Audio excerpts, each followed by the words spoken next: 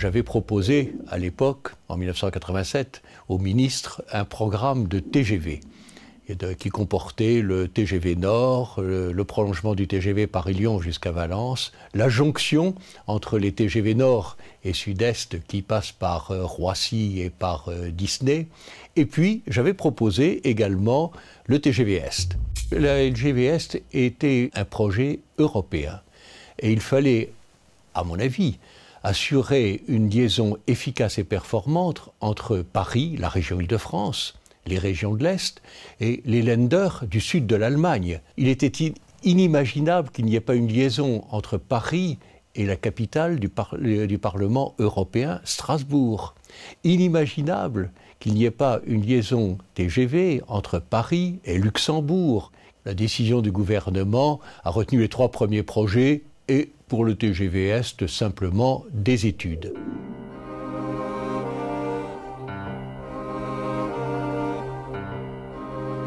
C'est parti du terrain, du territoire, des régions, des villes, des départements qui se sont coalisés pour pousser l'État à faire.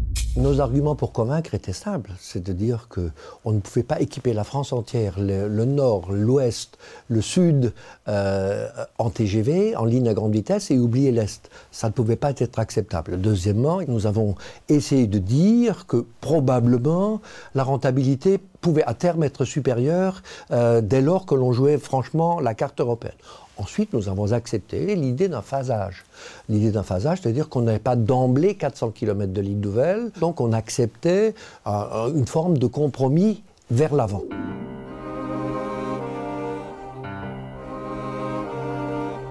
Au total, la contribution des collectivités a été sûrement décisive et en tout cas démontré que la volonté des territoires, des populations et des collectivités n'était pas que revendicative, elle était aussi constructive et donc nous avons accepté, pour faire avancer les choses, de proposer un certain nombre de sommes et il y a 18 collectivités qui ont apposé leur signature au protocole financier.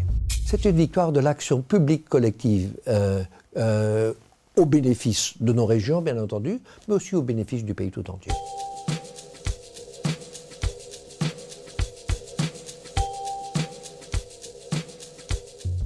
Pour définir le tracé d'une ligne à grande vitesse, la première des choses, c'est de savoir ce que l'on veut en faire. On veut desservir depuis la gare de Paris-Est, comme aujourd'hui, le centre-ville des grandes villes de l'Est, comme Reims, Metz, Nancy, Strasbourg, mais il y en a d'autres. Offrir des relations entre la France, l'Allemagne, le Grand-Duché de Luxembourg, la Suisse. Une desserte via la ligne d'interconnexion des TGV, c'est-à-dire une desserte qui relie les provinces entre elles, les grandes métropoles régionales entre elles, sans passer par Paris. La ligne à grande vitesse est-européenne, on va pouvoir rouler à 320 km/h. Alors bien sûr, c'est des contraintes de tracé. Schématiquement, on pourrait dire qu'on peut mettre une punaise sur Strasbourg, une punaise à peu près au milieu de Metz et Nancy, une punaise à Reims, une punaise à Paris, et relier tout ça avec des élastiques, on a une grande option du tracé déjà. Ensuite, on va essayer de cartographier les zones qu'il va falloir éviter dans la réalisation du tracé. Les grandes zones naturelles, évidemment les villes, les villages, les monuments historiques, tout ce qui est des secteurs à préserver. Avec ces grandes contraintes, on arrive à avoir une ébauche d'un grand fuseau. Une fois le tracé défini, pour pouvoir réaliser les travaux, il faut qu'on soit propriétaire des terrains, et donc c'est toute la phase d'acquisition des terrains qu'il faut engager, et qui est un élément très important dans le planning de réalisation de l'ouvrage. Le travail d'acquisition, proprement dit, commence à partir de la déclaration d'utilité publique, à partir du moment où on a déterminé les propriétaires et les parcelles nécessaires à la réalisation de la ligne. On a à peu près 5000 propriétaires, à peu près 2000 exploitants. On a 250 communes à peu près traversées. C'est énorme. La spécificité de la LGV Est européenne, c'est de traverser le vignoble champenois. On traverse une quinzaine d'hectares dans les vignes de Champagne. Et on a dû en fait organiser une sorte de protocole spécifique pour les vignes qui amenait à compenser l'emprise plutôt qu'à l'acheter directement. Le viticulteur champenois n'était pas tellement intéressé par l'argent, il était plus intéressé par son outil de travail et retrouver des vignes de Champagne. Donc on a eu une opportunité qui nous a permis de constituer une sorte de réserve qu'on a utilisées pour remplacer les vignes dont on avait besoin pour les emprises.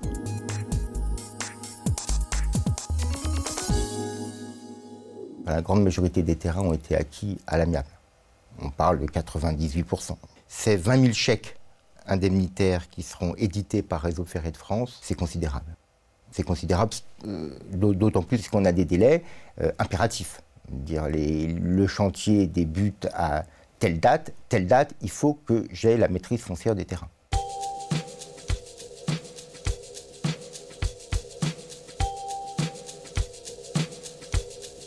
Du fait des travaux, on risque de détruire des vestiges archéologiques.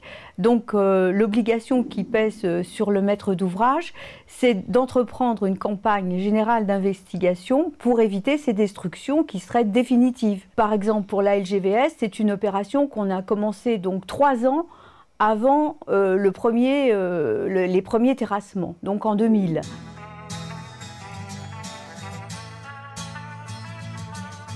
Vous voyez sur un chantier archéologique, vous voyez des pelles mécaniques, beaucoup de pelles mécaniques, parce qu'il y a toute la terre de surface, tous les labours à reprendre. Puis il y a aussi des éléments, mais c'est relativement ponctuel, qui sont fouillés très finement, donc avec une petite truelle, avec un petit couteau, avec un petit scalpel.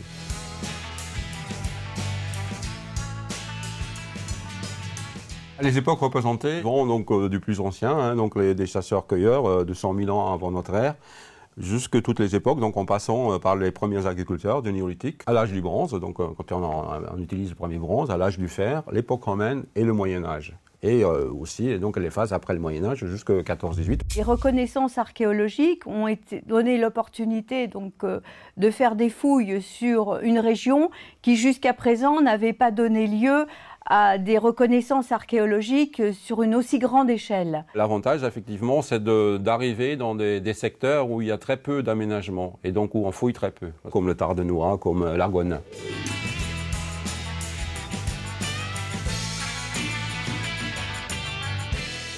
Le site le plus emblématique de la LGV, c'est donc la nécropole mérovingienne. On a trouvé 150 tombes avec des squelettes et donc l'ensemble des offrandes qui étaient faites à l'occasion des rites mortuaires et également donc le village aussi. Donc c'était vraiment très très exceptionnel.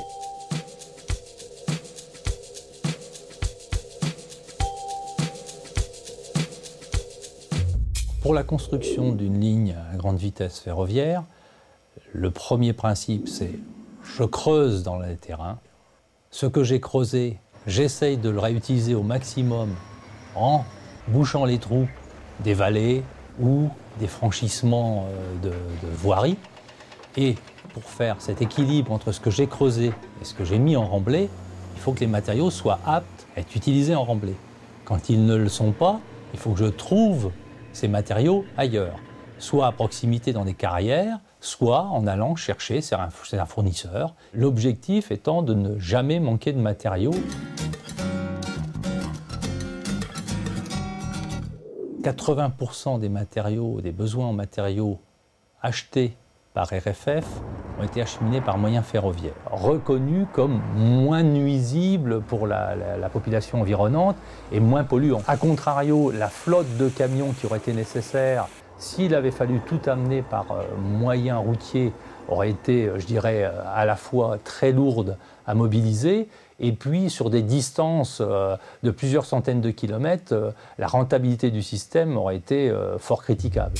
C'est peut-être le plus grand chantier de terrassement qui ait jamais été fait en France d'un seul tenant, puisque c'était 64 millions de mètres cubes à extraire, 40 millions de mètres cubes à remblayer. Donc c'est quelque chose de grandiose en termes de masse à remuer.